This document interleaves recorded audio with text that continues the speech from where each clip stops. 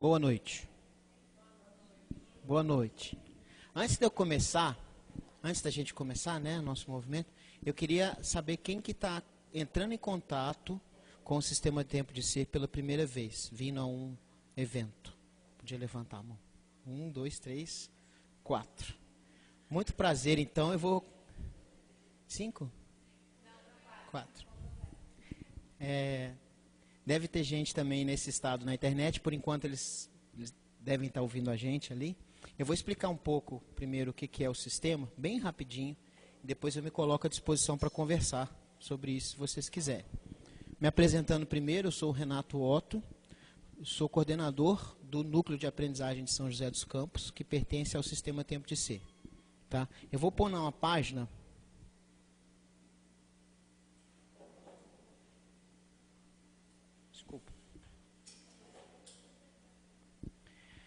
www.tempodeser.org.br. A gente vai falar um pouquinho aqui, vou falar um pouquinho usando isso aí, né?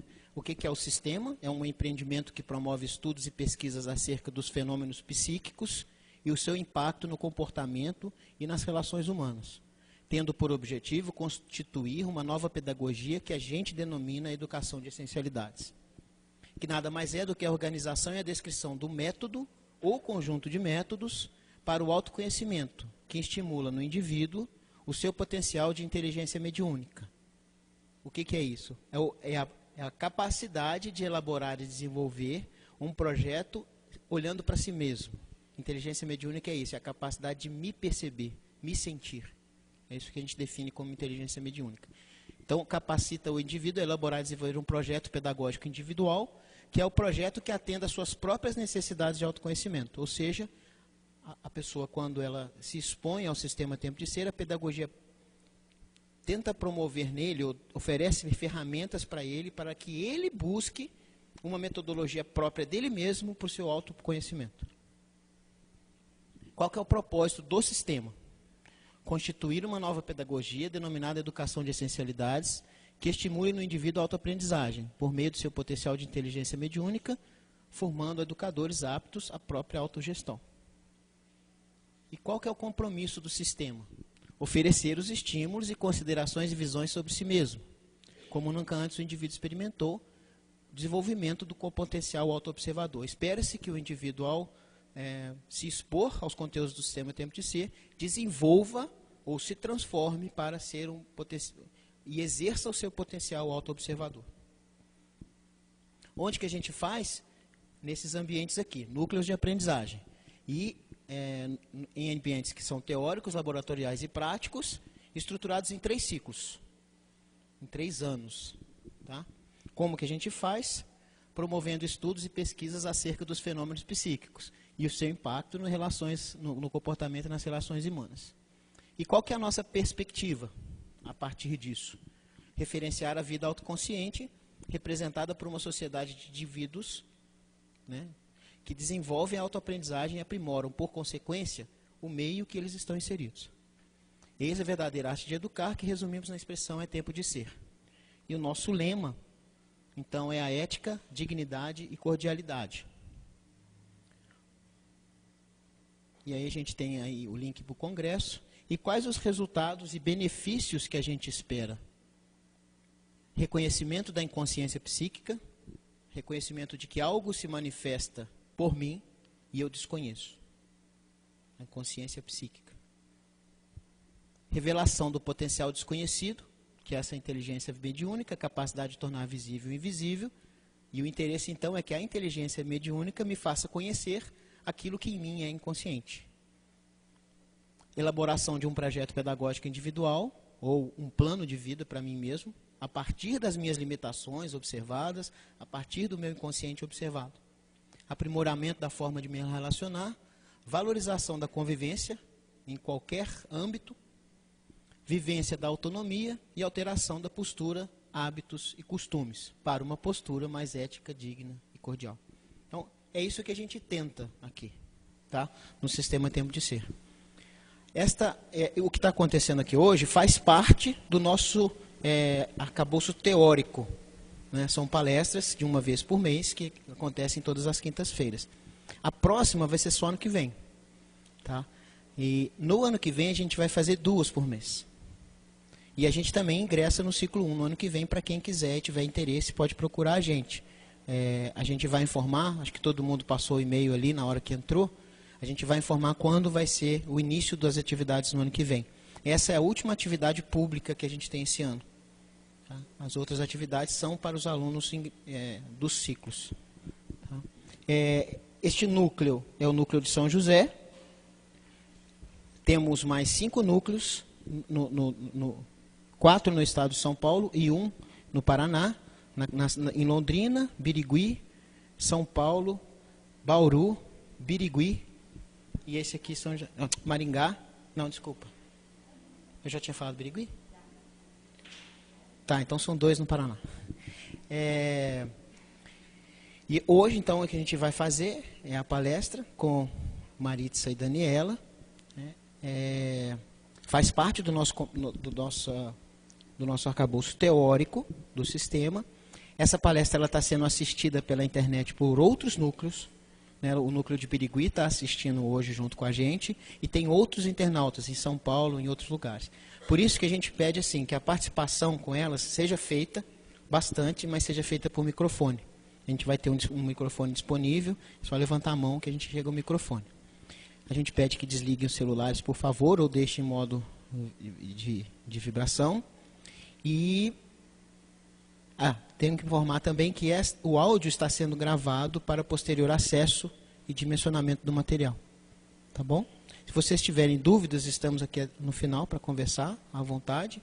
Tem o portal que vocês podem acessar e fiquem à vontade. Obrigado, gente. Obrigada, Otto. Boa noite a todos.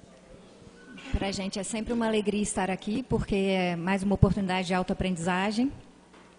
A gente conversa sempre, eu e a Daniela, que para elaborar esse trabalho, na verdade, a gente tem que vivenciar o que a gente fala, senão não faz sentido. Então, o que a gente vai falar é uma teoria, mas com aspectos práticos relativos às nossas experiências, que vai acabar ficando nas entrelinhas, vocês vão perceber. E o tema de hoje é bem chamativo. Eu acho que todo mundo fica instigado para tentar saber qual a relação do vínculo mãe-filho e do desenvolvimento da sexualidade. Então, eu gostaria de dar boa noite também aos internautas. Para a gente é uma alegria. O Núcleo de Birigui pediu para assistir, eles estão lá. E também tem a Raquel, se eu não me engano, ela já está. A Raquel assiste a gente da Suécia. Para a gente é uma alegria também, ela acompanha o curso de longe. E os demais internautas também, todos muito bem-vindos. Boa noite a todos. Eu me chamo Daniela, como a Maritza e o Otto já colocou. É também com grande alegria que a gente faz esse encontro, né, o último encontro do ano, de 2016, e para 2017 terão novidades, né? Já tem uma que o Otto já contou aí, já soltou, que em vez de uma serão 2, né, por mês, palestras, mas os formatos, as temáticas, vocês saberão assim que a gente conseguir as maiores definições de calendário e cronograma para o ano que vem. Mas sejam todos bem-vindos, eu estou vendo um monte de carinha nova e um monte já conhecido, então sejam bem-vindos, né? Inclusive eu também não estou nova não, vocês não estão achando? Eu estou nova, é que eu mudei o corte. E aí, é com bastante mesmo alegria que a gente finaliza, e como a Maritza falou, é um percurso de trabalho, né, desenvolvido, de pensamento, de tentar elaborar uma ideia, falar de uma temática que é difícil, não é tranquilo, pelo menos a gente não acha assim, falar de vínculo, mãe e filho, desenvolvimento da sexualidade. Né, o que se caracteriza esse vínculo, o que se caracteriza essa sexualidade, aonde a gente quer chegar, do que a gente vai tratar. E para isso a gente fez um roteiro ali, em que a Maritza vai ler para vocês, que a gente organizou, então, em forma de ideia, né, sobre o tema que nós trabalharemos hoje. Então, essa é a chamada, que constava no Facebook também, Vínculo Mãe e Filho e Desenvolvimento da Sexualidade, Núcleo de Aprendizagem São José dos Campos, 17 de novembro de 2016. Nós gostamos de iniciar sempre com um roteiro até para situar quem está assistindo, quais as etapas que a gente vai percorrer hoje. Então, o roteiro de hoje, primeiro a gente vai pincelar a questão da infância e a formação do ser, trazendo alguns conceitos que nós já trabalhamos, principalmente no curso de junho, em que a gente trouxe bastante informação de Winnicott, que é um autor que a gente gosta, um psicanalista inglês, e em seguida a simbiose materna, que é um tema que tem tudo a ver com o vínculo mãe-filho. Depois, padrões de comportamento materno, informações trazidas no livro Prisioneiros da Infância, que são bem interessantes e práticas, e a gente achou legal montar uma planilha para até trazer a discussão para o grupo. E, finalmente, fechando a ideia, o vínculo mãe e filho e desenvolvimento da sexualidade, em que eu e a Daniela vamos abordar também, e, em seguida, a Cláudia Zacarias entra com um trabalho que ela elaborou com base em um filme, que deixa bem claro essa relação do vínculo com o desenvolvimento da sexualidade daquele ser.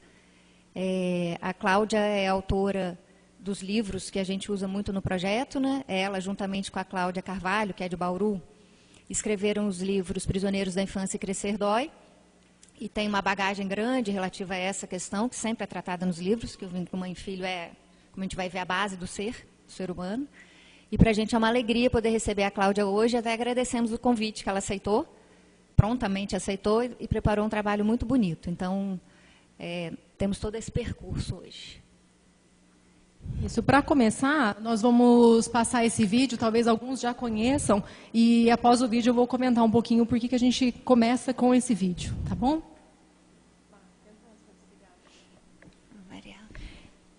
Eu vou sair. Não está aberto aqui. Só um minutinho.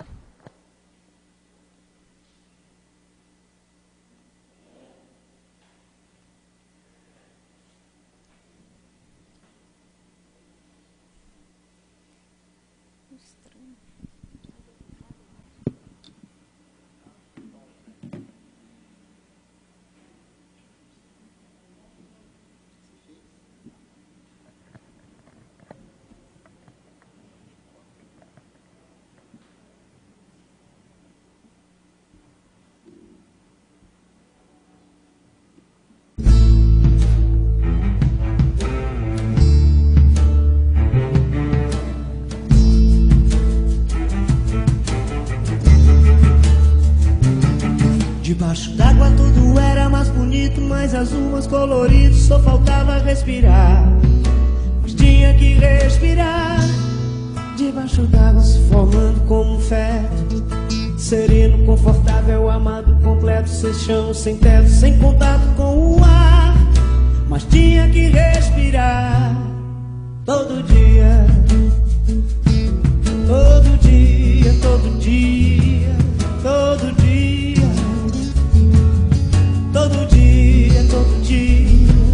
Debaixo d'água publicando, sem sorriso e sem pranto, sem lamento, sem saber o quanto esse momento poderia durar. Mas tinha que respirar. Debaixo d'água ficaria para sempre, ficaria contente, longe de toda a gente, pra sempre no fundo do mar. Mas tinha que respirar todo dia, todo dia, todo dia, todo dia, todo dia, todo dia. Debaixo d'água protegido, salvo, fora de perigo, aliviado, sem perdão e sem pecado, sem fome, sem frio, sem medo, sem vontade de voltar. Mas tinha que respirar. Debaixo d'água tudo era mais bonito, mais azul, mais colorido, só faltava respirar. Tinha que respirar todo dia. Agora que agora é nunca, agora posso recuar. Agora sinto minha tumba, agora o peito a retumbar. Última resposta agora, quartos de hospitais. Agora abrem uma porta, agora não se chora mais. Agora a chuva evapora, agora ainda não choveu. Agora tenho mais memória, agora tenho o que foi meu. Agora passa a paisagem, agora não me despedi. Agora compro uma passagem, agora ainda estou aqui. Agora sinto muita sede, agora de madrugada. Agora diante da parede, agora falta uma palavra. Agora o vento no cabelo, agora toda minha roupa. Agora volta pro novelo, agora língua em minha boca. Agora meu avô já vive, agora meu filho nasceu. Filho que não tive, agora criança sou eu. Agora sinto um gosto doce, agora vejo a cor azul. Agora a mão de quem me trouxe, agora só meu corpo nu. Agora eu nasço lá de fora, agora minha mãe é o ar. Agora eu vivo na barriga, agora eu brigo pra voltar. Agora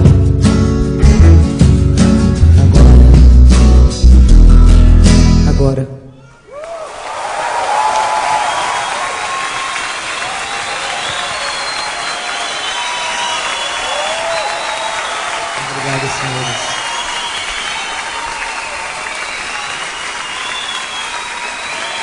Muito obrigado. Obrigado, Arnaldo Antunes.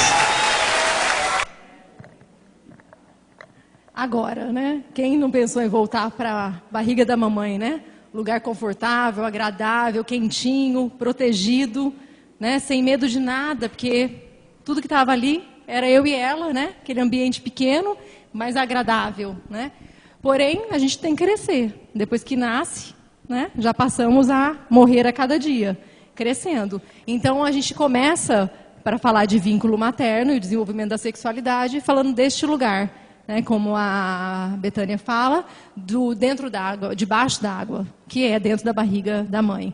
Ela interpreta essa canção que foi feita pelo Arnaldo Antunes, e a gente, em pesquisa sobre essa música, a gente já apresentou aqui em outros eventos, e hoje a gente trouxe novamente para finalizar o ano, e o Arnaldo Antunes contou, numa entrevista que ele fez, sobre a música, que essa música veio através de um sonho para ele. E ele sonhou que estava dentro de uma piscina e caía muito fundo, e ele tinha que voltar para respirar. Mas que, no fundo, era tudo muito agradável, que era muito bom. Que todos os medos que ele tinha, todas as angústias, tudo aquilo que, para ele, lhe faltava o ar, dentro ele conseguia tudo, toda a fortaleza. E aí ele acordou com esse sonho e depois pensando, né, analiticamente, analisando esse sonho, ele percebeu, para ele, na intuição dele, que era uma memória dele gestacional. Dele dentro da barriga da mãe dele. Então ele tratou isso, né, nas terapias que fez, e depois de anos que ele estava tratando e fazendo isso, ele escreveu essa música. Então não foi automaticamente. Ele teve um sonho, trabalhou esse sonho, trabalhou essa ideia e depois escreve essa música onde a Betânia interpreta. Né, tem ele cantando também, é muito legal. E aí, contando essa história, nada mais justo do que começar com isso, né, dizendo desse lugar confortável, agradável, e que a gente não lembra de como que era lá dentro, mas a gente lembra emocionalmente. Tem a sensação, porque está aqui, né? Está nesse corpo que me constitui, que foi constituído por ela, primeiro por ela. Então é nesse sentido que a gente começa, é um convite para a gente refletir e pensar, cada um de nós aqui, que ambiente é esse debaixo d'água que a gente quer voltar. É difícil não ficar sensibilizado com esse vídeo, né? Toca profundamente, pelo menos para mim.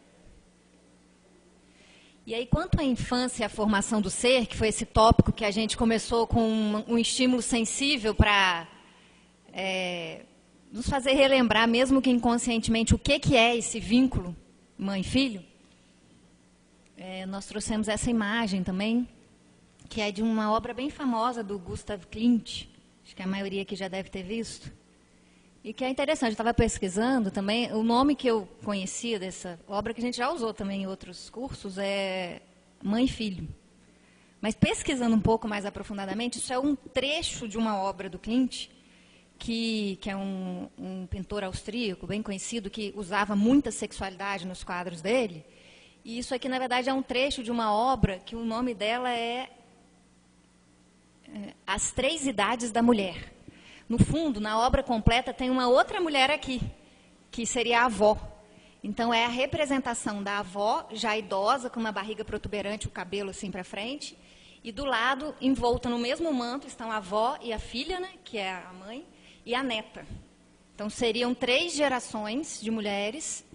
E a parte mais famosa do quadro acabou ficando essa, que é da mãe com o bebê, que mostra esse vínculo. Ela está nua, então tem um chamariz para uma questão de sexualidade, e a gente quis usar porque tem tudo a ver com o nosso tema. E a ideia que a gente traz nessa questão da infância e da formação do ser, como eu falei lá no início já no roteiro, foi a que a gente trabalhou com mais profundidade em junho deste ano, com base até nas obras de Winnicott, que é um psicanalista, um psicanalista e um psiquiatra e pediatra inglês, que estudou muito, até com base em Freud, e criou a própria teoria dele, inclusive com base na prática, porque ele atendeu mais de 60 mil crianças ao longo da vida. Coordenava um hospital em Londres e tinha muito volume de atendimento. Então, ele teve a capacidade de estudar a teoria e de aplicar e analisar a prática. E o que ele desenvolve, assim, tentando resumir a ideia dele, é que o ser humano, ele se desenvolve a partir do nascimento.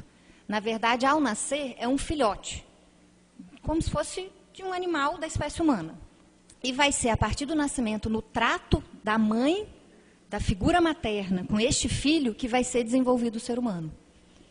E no trato mais básico que existe, a gente pensa no trato, qual trato seria esse? O trato do pegar no colo, que é uma das figuras que ele usa muito, que é o holding. A forma como a mãe segura o filho já passa para ele segurança. O amamentar, a relação com o seio, vai ser o que vai apresentar o mundo para o ser. E no início, ele e a mãe são a mesma coisa. Não existe divisão. Para a criança, a mãe é ela. Porque imagina, ela nasce um ser inconsciente que ali vai começar a ter essas percepções do mundo e amadurecer os sentidos. E é nessa relação que vai ser formada a base da personalidade do ser. É nesse início que são formadas as bases da personalidade e isso vai influenciar em todas as relações para o resto da vida. Quando a gente tem acesso a uma informação dessa pela primeira vez, a gente duvida, porque não é possível. Aquilo que eu vivi lá no primeiro mês, que eu não lembro de nada, não lembro dessa história de barriga que o Arnaldo Antunes falou que lembrou. Não é possível que isso me influencie. Mas a gente traz, por quê? Com base no que a gente estuda no sistema Tempo de Ser, com base nas auto-observações, a gente percebe que isso faz sentido sim. E são pesquisas científicas que demonstram isso. Então, a nossa linha de pensamento é exatamente nesse sentido, de que é nesse trato com a mãe que o ser humano vai se formar. Na verdade, se não for a mãe, porque a mãe pode morrer, pode haver uma adoção, vai haver sempre uma figura materna, que é de quem vai cuidar da criança, e no cuidado, principalmente do afeto diário, da forma como amamenta, da forma como fala com a criança, como segura, que é muito importante, como coloca no berço, como limpa cocô. Parece que é uma coisa simples, mas é uma relação importantíssima, que está ligada até à questão da fase anal. Então, tudo isso, milimetricamente, vai influenciando na formação das conexões neurais e vai fazer com que aquele ser se forme. A gente, estudando aqui também, concluiu isso, tem nos livros que a Cláudia Zacarias e a Cláudia Baraúna escreveram, que estão à venda na internet, agora só, antes a gente vendia aqui, mas agora é só a venda pelo site. Desculpa, Cláudia Zacarias e a Cláudia Carvalho. A Cláudia ficou até feliz lá atrás. Ficou até vermelha. E, na verdade, nos livros ficou desenvolvida a ideia de que, do nascimento aos 3 anos, seria essa fase inicial em que a dependência da criança é maior. E, nesse período, as conexões neurais são mais desenvolvidas. Então, são bilhões de conexões neurais sendo formadas. Tudo que é apresentado à criança é registrado de alguma forma no cérebro dela, em formação de novas conexões. Então, esse período é a base. Depois de 3 a 7 anos, também uma fase importantíssima, porque isso vai começar a amadurecer. Essas conexões, algumas milhares, serão mais utilizadas e vão ser mais fortalecidas. Esses sulcos formados no cérebro vão demonstrar a formação do sistema de autoimagem no cérebro da criança. Então, é cerebral mesmo a questão e a neurociência já comprova isso. E, posteriormente, a terceira fase seria, ainda na infância, dos 7 aos 12 anos, aí já na puberdade, até acontecer a primeira ejaculação, a primeira menstruação, quando se consolida essa questão cerebral. E ali está formada a personalidade daquele ser. Então, a gente fez esse resumo para demonstrar como essa fase é importante, ela define a personalidade do ser e como a mãe é o sol, o centro dessa etapa em que o ser humano é formado. Essa foi a nossa ideia de trazer um resumo do que a gente trabalhou ao longo do ano e um estímulo até para as pessoas pesquisarem mais e entenderem como isso se passa. Um dos assuntos que nós trabalhamos nesse mesmo MVS de junho, se eu não me engano, MVS é o curso, né, Mediunidade, Vida e Sensibilidade. Um dos recursos que nós utilizamos foi trazer um filme, trechos de um filme chamado O Começo da Vida, que demonstra exatamente essa questão, como que é importante essa fase inicial da vida, e que é isso que vai definir o que o ser vai ser até o dia que ele morrer. Então, fica o estímulo para um aprofundamento posterior, mas a importância da mãe, eu acho que essa figura deixa bem clara. E aqui vem o tema da nossa atividade de hoje, né, da nossa palestra, que vai falar desse vínculo materno. Então, assim, para a gente falar de vínculo materno, vínculo mãe e filho, não tem como ainda, a gente ainda não vê, né, eu e Maritza aqui, e dentro do sistema Tempo de Ser, a gente não tem como não falar de simbiose materna. Então, leia-se, quando a gente falar de vínculo mãe e filho, simbiose, né, um processo de simbiose. Então, vamos explicar um pouquinho o que é essa simbiose, que ela acontece, na verdade, em todos os processos de gestação, né? Seja nos animais, seja no homem humano, na humanidade, mas tem uma diferença aí na questão humana. Então, para falar de vínculo, tem então uma definição de simbiose, sendo a associação entre dois seres vivos, na qual ambos os organismos recebem benefícios. Então, ambos estão recebendo benefícios para sobreviver, para um manter o outro. Mesmo que em proporções desiguais, que no caso é o feto e a mãe aqui, né? Ele está em desenvolvimento, a mãe está formada, fornecendo a ele o alimento, proteção, o conteúdo, né, de saúde para que ele se desenvolva. Nesse sentido, simbiose materna é a associação entre mãe e filho, processo natural à espécie humana, e tem sua origem na forma gestacional dos seus indivíduos e na condição de dependência do filhote humano em sua fase de formação, que é isso que a Maritza falou. A criança está totalmente dependente. Se a mãe não fizer por ela, não tem criança.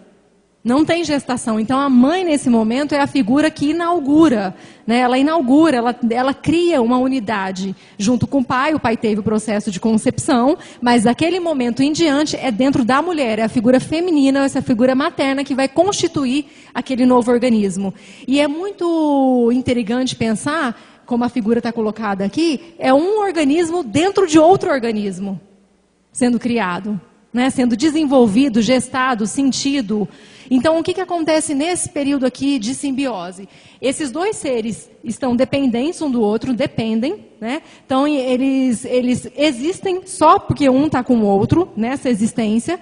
E essa ligação, esse vínculo entre a mãe e o filho, faz com que ambos, mãe e filho, aspirem psicologicamente, que é a questão comportamental, fisicamente, que é a questão do corpo humano desenvolvendo, e psiquicamente, que é a formação de duas unidades. A mãe é uma, o ser que está ali em formação será outro, apesar de não sentir assim. A mãe sente que ela e o bebê são um único, né? É um todo que é um, não são dois. Então, nesse processo que a gente define o que seria a simbiose materna, um processo natural. Todos que gestam, todos nós, para nascermos, passamos por isso aqui, com as nossas mães. Então, é só legal de fixar isso. O que a gente está definindo como essa simbiose. E é um processo natural, tá? Essa questão da dependência. Como a Daniela falou, é natural. Não tem como um ser humano ser gestado sem haver esse processo simbiótico. Por quê? Ele nasceu de dentro de outro. Ele surgiu dali. O corpo é gerado dali. E, ao nascer, vai sair, mas não é um desligar completo. Cortar o cordão umbilical não quer dizer que desligou. Porque, como a gente explicou no slide anterior, o ser humano vai ser formado a partir daquele nascimento, ele vai ser formado por essas trocas com a mãe. Tanto no contato físico, quanto nessa ligação psíquica que existe entre ambos. E a tendência, e o ideal, é que, com o passar do tempo, isso vá se desvinculando. Isso é o ideal. Então, o ideal é que exista uma educação, e aí a gente não está falando de educação de escola, de educação de pais, de educação de cuidadores, para que estimulem que, naturalmente, essa simbiose, que é essencial com o passar do tempo, vá levando a um processo de desvínculo. Isso nem sempre acontece, eu até ouso dizer que, na maioria das vezes, não acontece. Então, fica o nosso estímulo para, com base nessas informações, cada um fazer uma autoanálise e observar, com base no que a gente vai trabalhar hoje, se houve esse desvínculo, com base na educação que foi passada pelo pai, pela mãe, pelos cuidadores, quem quer que seja, se houve uma educação voltada para uma autonomia e para que aquele ser, passando essa fase de dependência completa e depois de uma dependência maior, e já na adolescência e na fase adulta, conseguisse trilhar o seu próprio caminho, ou se a educação foi voltada para manter essa dependência. Por quê?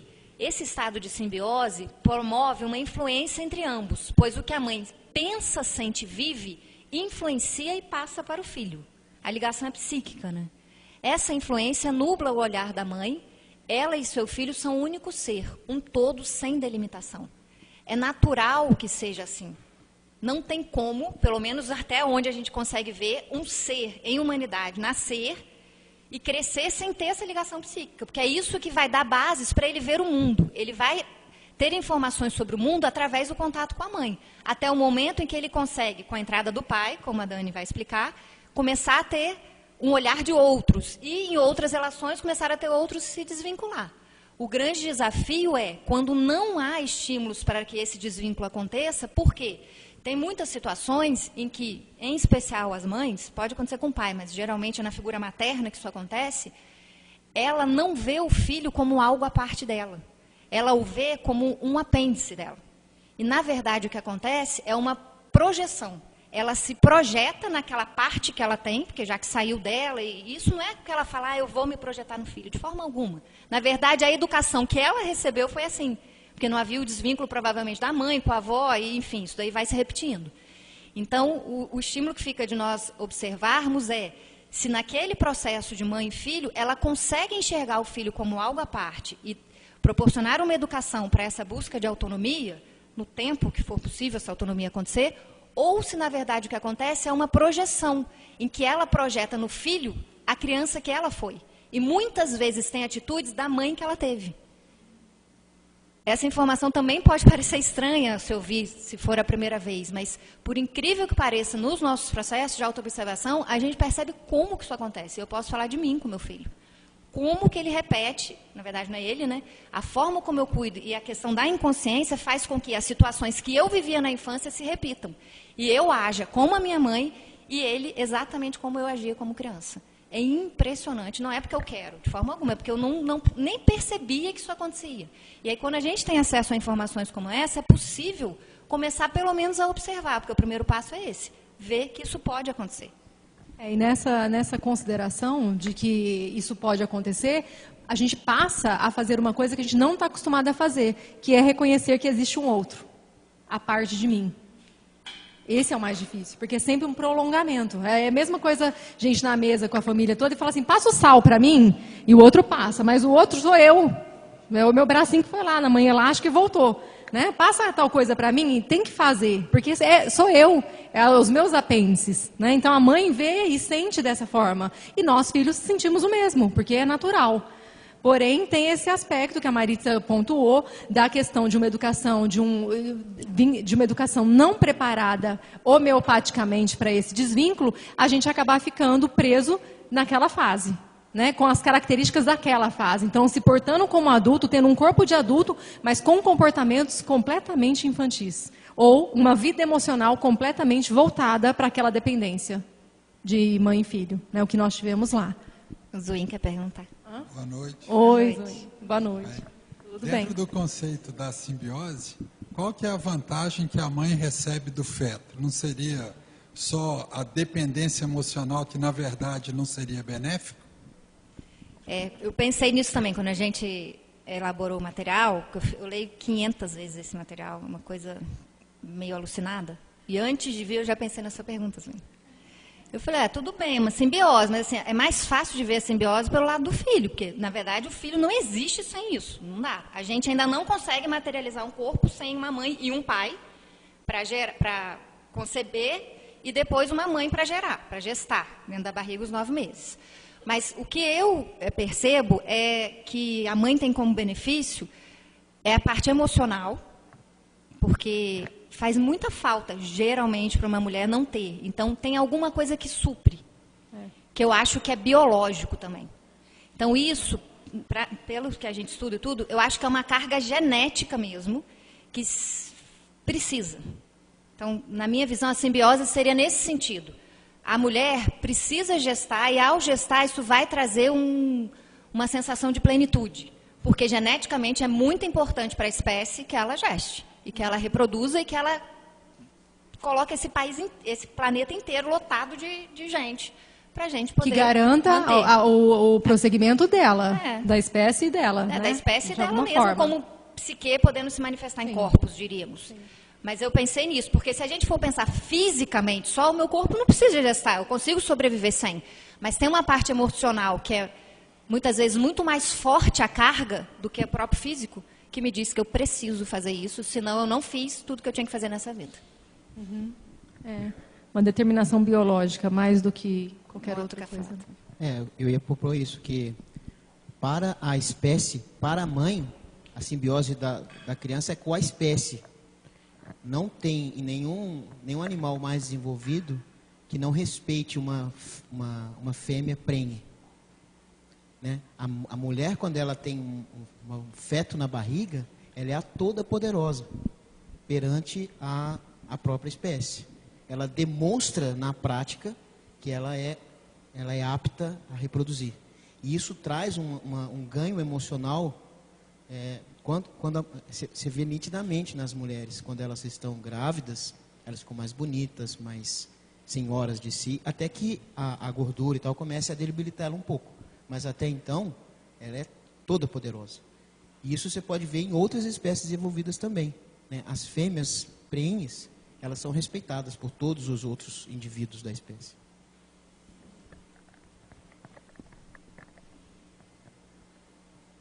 E agora, a gente também, a partir do livro que as duas Cláudias escreveram, que é o Prisioneiros da Infância, a gente trouxe de uma forma bem didática aqui o que a gente está falando, então, desse vínculo entre mãe e filho e o que gera em termos de padrões de comportamento materno. Então, tem 8 tipos de mães, vocês vão ver aqui 8 tipos de mães, que é 8 ou 9? 8, né? 8 tipos de mães que nós elencamos, trouxemos do livro, a forma como a mãe se manifesta, um comportamento materno, e o que esse comportamento materno gera no filho, de comportamento no filho. Então, vamos olhar agora, eu convido, né, eu e Maritza convidamos vocês para olhar aqui, que tipo de mãe, tentar identificar que tipo de mãe, se temos filhos, somos, ou que tipos de mãe tivemos com as nossas que nos geraram. E aí, se a gente se identifica em algum deles aqui, porque é muito comum.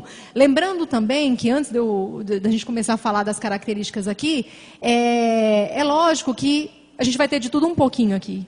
De tudo um pouco, porque é mãe.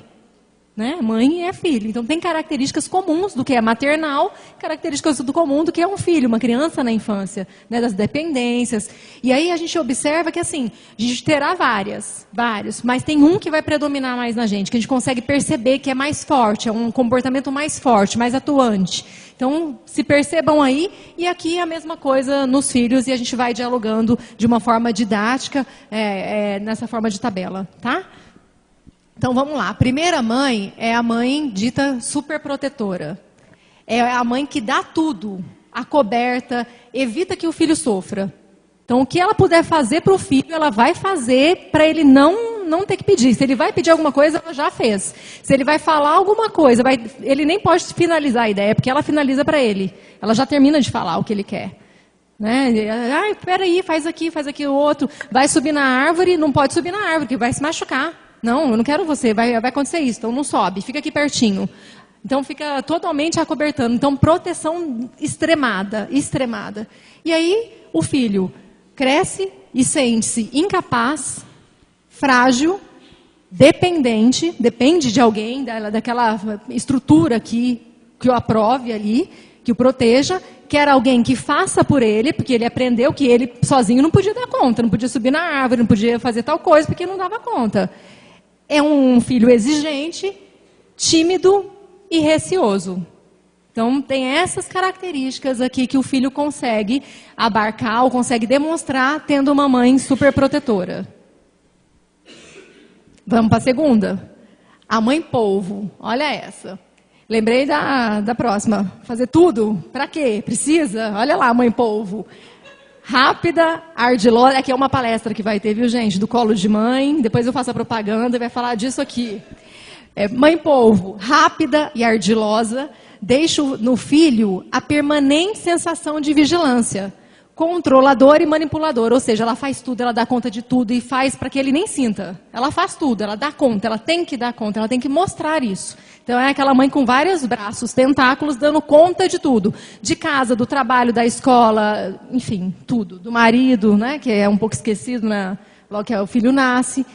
E aí o filho, como que é? Como ele cresce? Dependente, incapaz, medroso, tem medo de tudo, tem dificuldade de tomar decisões e fazer escolhas. Não sabe, fica na indecisão sempre. Aquela maior dificuldade quando ele tem que tomar uma decisão. Eu vou viajar, eu vou de carro, eu vou de ônibus, eu vou viajar realmente? Ah, nem sei se eu preciso viajar, será? E aí começa a perguntar para todo mundo, que é uma indecisão completa. Não é? E sedutor. Ele consegue seduzir, porque ele tem uma garantia nisso, ele tem uma vantagem nisso. Então, assim, todos esses comportamentos geram uma vantagem. Para ter a atenção da mãe, nós tivemos que criar uma forma de atraí-la. E essa forma vai ser de cada um de nós, dependendo de como ela foi com a gente. Terceira mãe, essa é a mãe castradora. Altamente repressora e exigente. Critica e cobra a perfeição desse filho. O filho deve ser sempre o melhor. Independente do que aconteça, brigou na escola, é culpa sua. Que você fez isso, você fez tal coisa, você não quer nem saber o que de fato está acontecendo. Não, já é culpa dele, porque ela exige que ele seja o melhor.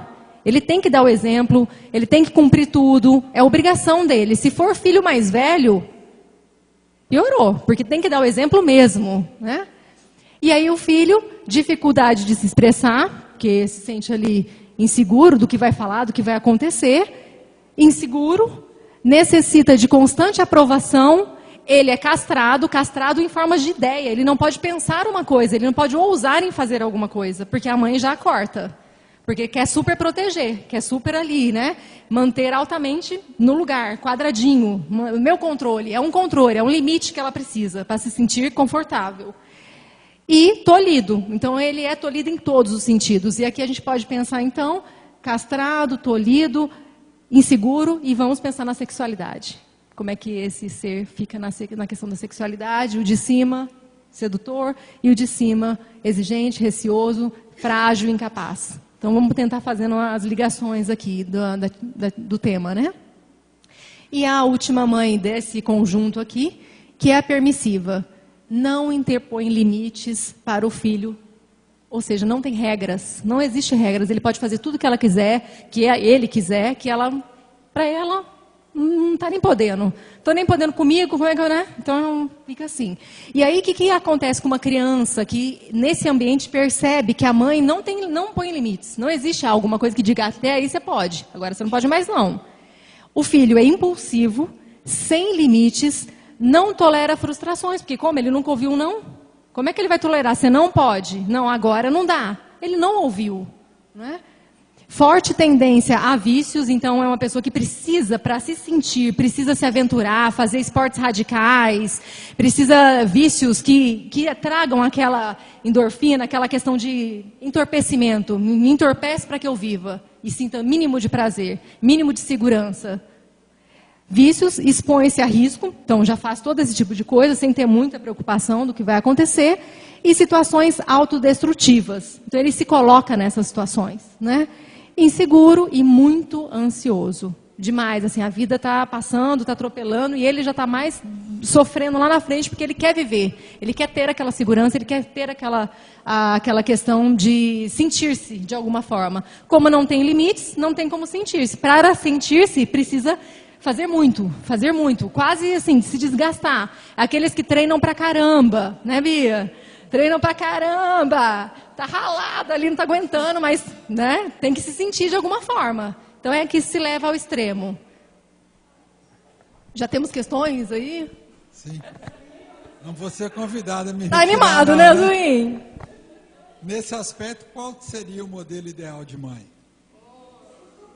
Vamos ver as outras 4, Zuim. Tem mais? Tem 8 tipos. São nós 8. Estamos na metade. São 8, e como a Daniela falou no início, essas classificações que a Cláudia Zacarias e a Cláudia Carvalho colocaram no livro, elas não são estanques. Que aí, às vezes a gente lê, o Zuim deve estar lendo e falando, eu não sou nada daquilo. Imagino, minha mãe não foi nada disso. Mas tem mais 4 mães, calma, tem mais 4 tipos. Quer dizer, então, que, gente, existem esses 4 tipos de mães, eu sou uma mãe dessa, um filho daquele, eu vou ter tudo aquilo? Não é isso. Isso aqui é uma classificação didática, que a gente fez até para estimular um debate. Mas, assim, se a gente lê com carinho e meio acessa a sensibilidade, a gente percebe aonde que a gente sente que se encaixa. Então, vamos continuar, Zuim, para a gente depois chegar à conclusão. Qual a mãe ideal? Então, nesse próximo bloco, Tem mais 4 mães. A indiferente é parecida com a permissiva. É bem parecida com a permissiva, indiferente. A gente acabou de ler a permissiva, vimos as características dos filhos, agora vamos ler a mãe indiferente. Desligada, perde o filho. O esquece nos lugares. Normalmente, não o escuta quando a chama. E esse filho, então, como que ele cresce? Isso aqui são poucos exemplos do que é uma pessoa indiferente, a gente imagina indiferente com o filho. Como que esse filho acaba ficando? Focado na mãe para não ser por ela esquecido. Responsabiliza-se por si e por ela. Tem medo de ser abandonado, inseguro, ansioso, vive em constante estado de alerta. Então, essas são as características dele na infância. Mas quando ele cresce, que é o que a gente explicou no slide anterior, quando essa simbiose acaba não vencendo, não se rompendo, ele cresce, ele tem um corpo físico, ele trabalha, ele viaja, ele faz tudo. Ele é um adulto. Mas, psicologicamente, isso não é tão fácil de ver, às vezes.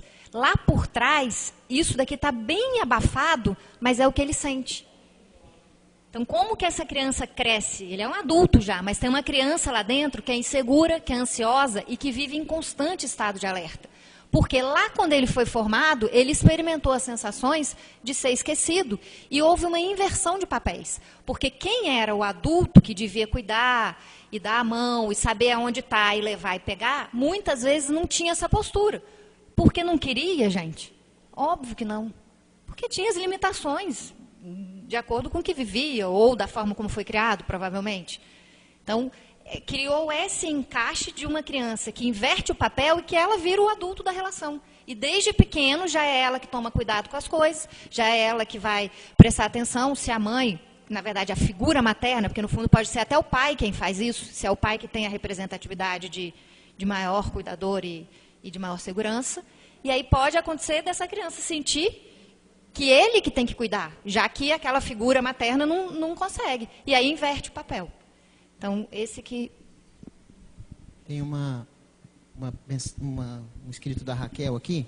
Eu vou ler, mas acho que eu estou meio atrasado aqui na leitura. Não sei, eu peço perdão para ela. Ela falou o seguinte: nos cavalos marinhos, quem gesta o filhote é o pai. Por uma questão de muita fragilidade da espécie. A natureza entendeu que no pai a probabilidade de sobrevivência do filhote é maior.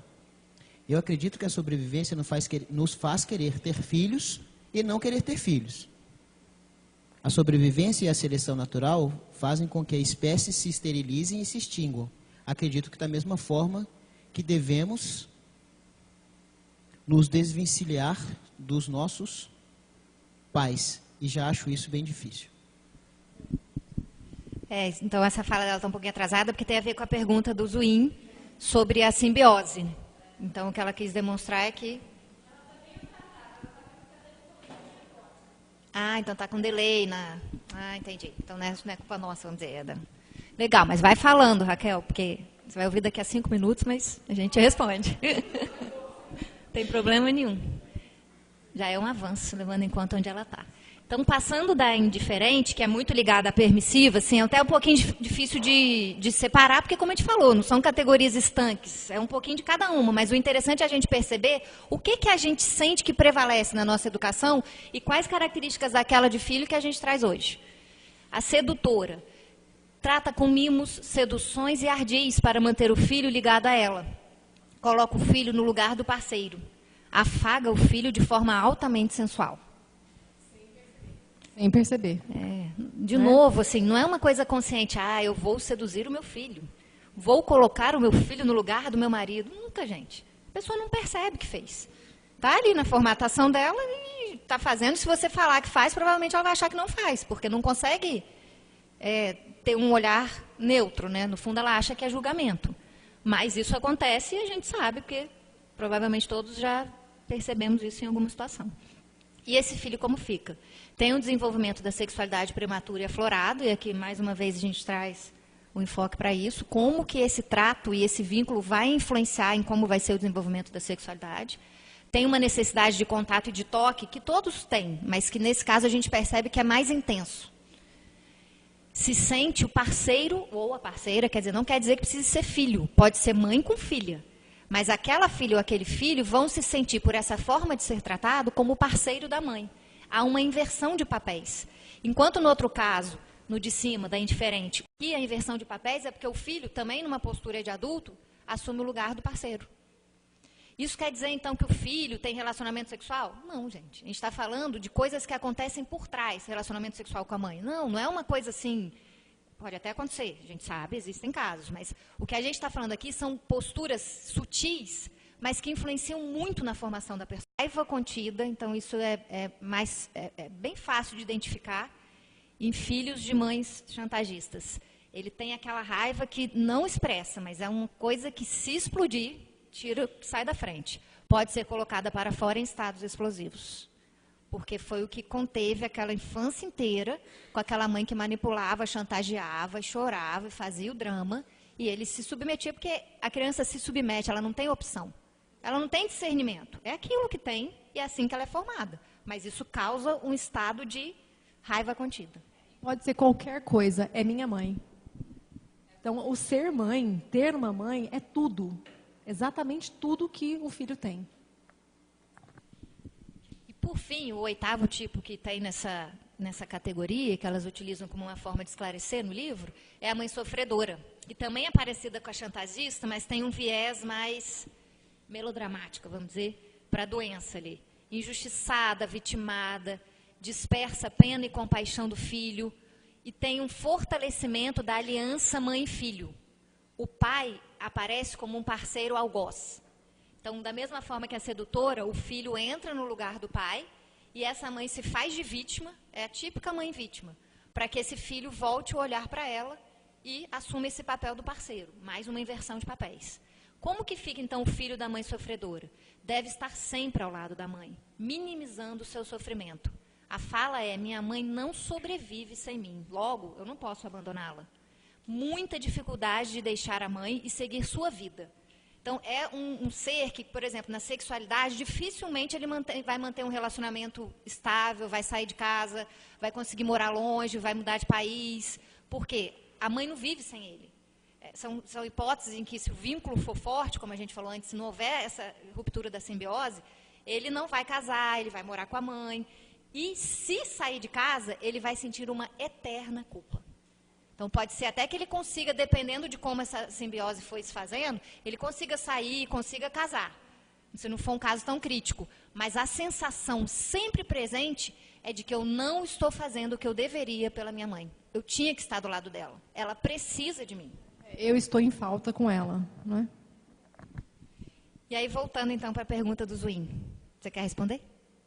É.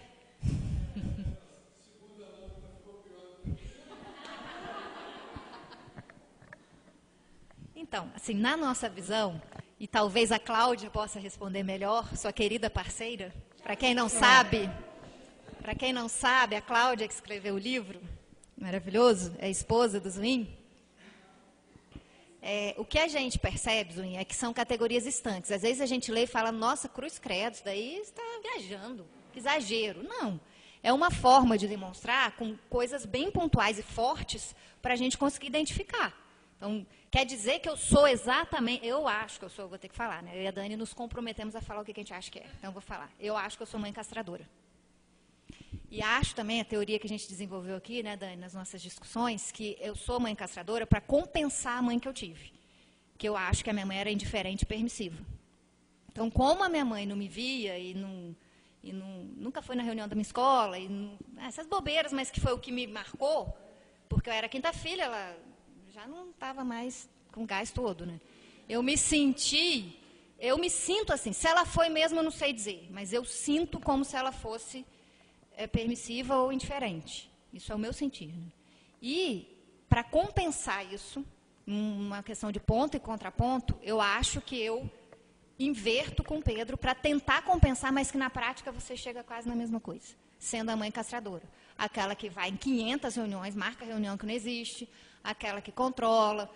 Eu tentei até minimizar, né, Dani, nas nossas trocas, que eu falei, mas não é possível que eu sou tão castradora assim, gente. O menino não consegue nem se expressar, porque ele se expressa tanto. Aí a Dani falou, se expressa por causa do pai que ele tem. Então, não existe assim, o ideal de mãe. Para mim, o ideal de mãe é uma mãe autoconsciente, que perceba essas características dela, consiga identificar os padrões comportamentais dela e, de alguma forma, dar uma direção, que é o que eu tento fazer aqui. Inclusive, ao estudar esse material para montar a palestra. Mas existir mãe perfeita, eu não conhecia ainda. Eu nunca vi. Porque todo mundo vai ter alguma coisa. A gente está em um processo de aprendizagem. E algumas características dessas vão acontecer, o filho vai gerar e que ele também tem estímulos para ter o processo de aprendizagem e que ele consiga lidar com isso. Então, a forma como eu vejo é essa. Mas acho que seria legal a Cláudia falar. Antes disso, só baseado agora no que você falou, na verdade o filho, ele pode até ter uma influência maior da mãe, mas o comportamento do pai também vai determinar de certa forma o comportamento. A gente vai ver no próximo slide. Nós vamos falar disso. O pai é essencial. Eu ia te perguntar, quem era o castrador? Ou quem é o castrador? Eu já não sei. Hã? Eu já não sei. Eu queria só fazer um comentário. Primeiro que isto é uma organização didática. É claro que existem muitas outras formas da gente pensar a lida materna com os filhos. Então, foi mais uma construção didática e de observação também, né? O que uma ação traz como uma reação, traz como reação. Então, esse é um ponto, assim, não necessariamente uma mãe que se enquadre ali vai ter um filho com aquelas características, são potenciais de serem desenvolvidos. Esse é um ponto. Um segundo ponto que, às vezes, a gente tem a dificuldade de identificar um comportamento que seja predominante no exercício da maternagem. Mas quando você observa pelo lado do filho, como que o filho está, talvez você consiga identificar como que está o seu comportamento, né? E também, como as meninas já colocaram, isso não é linear, isto entra dentro de um aspecto e de outro. A questão da pergunta do Zu, aqui me ocorreu um ponto, que as meninas já fizeram algumas considerações e me ocorreu uma segunda também, ou terceira. Qual é a mãe ideal? Se nós partirmos de um princípio que a maternagem para nós é quase um pulso biológico e não uma escolha consciente, nós temos filhos porque existe um conceito que se chega numa determinada idade, você precisa casar, copular, ou mesmo sem casar, os filhos vão vir.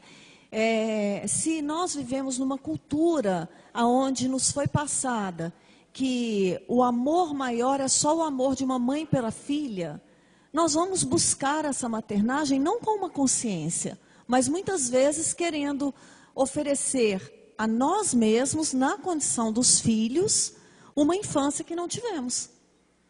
Então, eu não sei realmente se nós podemos falar em idealização quando a maternagem para nós ela não é uma escolha consciente. Ela é um pulso biológico, ela é uma questão cultural, ela é uma questão religiosa, porque ela envolve tudo isso. O nosso conceito de mãe envolve tudo isso. E nós nos tornamos mãe envolvidos em todos esses conceitos sem ter a menor noção disso. Isso não passou por um crivo. Eu conheço pessoas, inclusive aqui desse ambiente, que falou, não tinha nem opção. A Cláudia Carvalho, que trabalhou comigo esse livro, ela disse para mim, eu não tinha, nem passava na minha cabeça outra opção que não fosse ser mãe.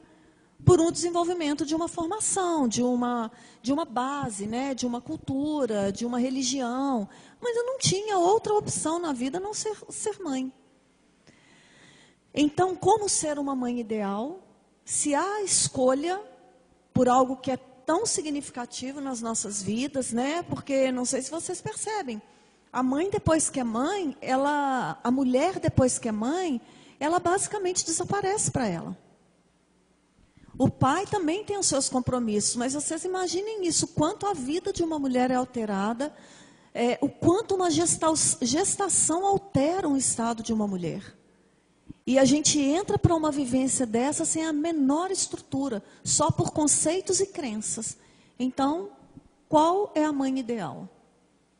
Talvez a questão tenha outras questões antes dessas para a gente se fazer. E eu também fiquei pensando que a mãe ideal é a mãe que eu tive, porque me trouxe até aqui. Eu sobrevivi, eu estou aqui. Então, a mãe ideal é a que eu tive, para aquilo que eu consigo viver. Agora, a partir do que eu tenho e das informações que eu recebo hoje, como é que eu posso dirigir aquilo que eu sou? Porque alterar o que eu sou não dá mais, porque é uma constituição. Está lá, formação, né, para uma figura feminina, formação para uma figura masculina, formação de educadores próximos, pessoas próximas e de ambiente. Já está estruturado isso no meu cérebro, já me trouxe até aqui. Né? Agora, o que fazer com isso é que vai, talvez, pensar numa mãe ideal, num pai ideal, numa família ideal, num mundo ideal. Né? Podemos?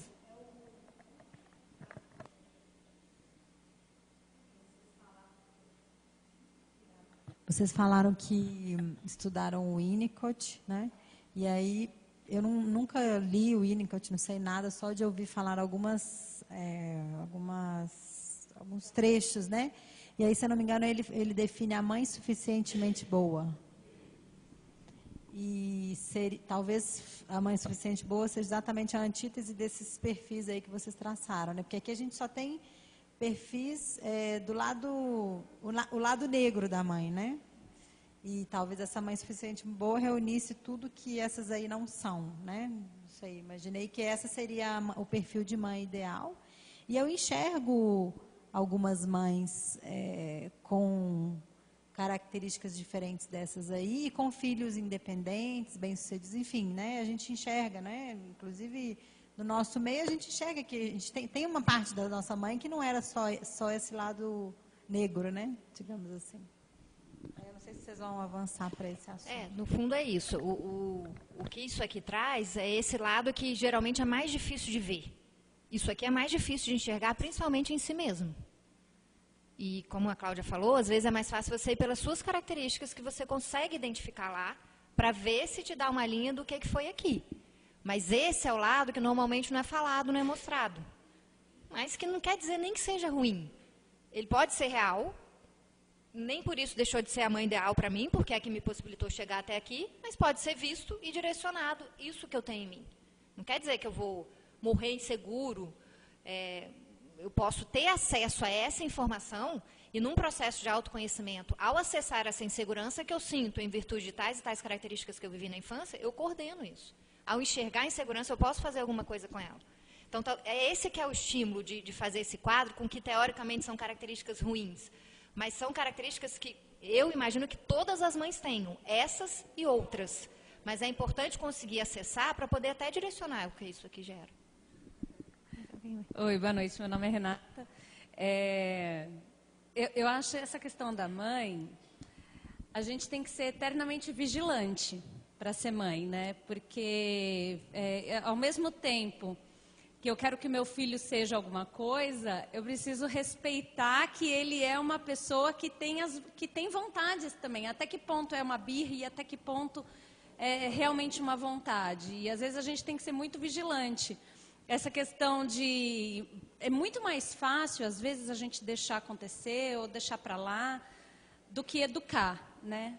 Educar é muito difícil. Educar é difícil demais. Nossa Senhora! E porque muitas vezes a gente está vendo que o filho está sofrendo, e quantas vezes, né, presenciou, a gente está vendo que o filho está sofrendo, a gente quer confortar o filho, quer ser super protetora, quer ser isso, quer ser aquilo, mas naquele momento é bom, mas que no futuro não é.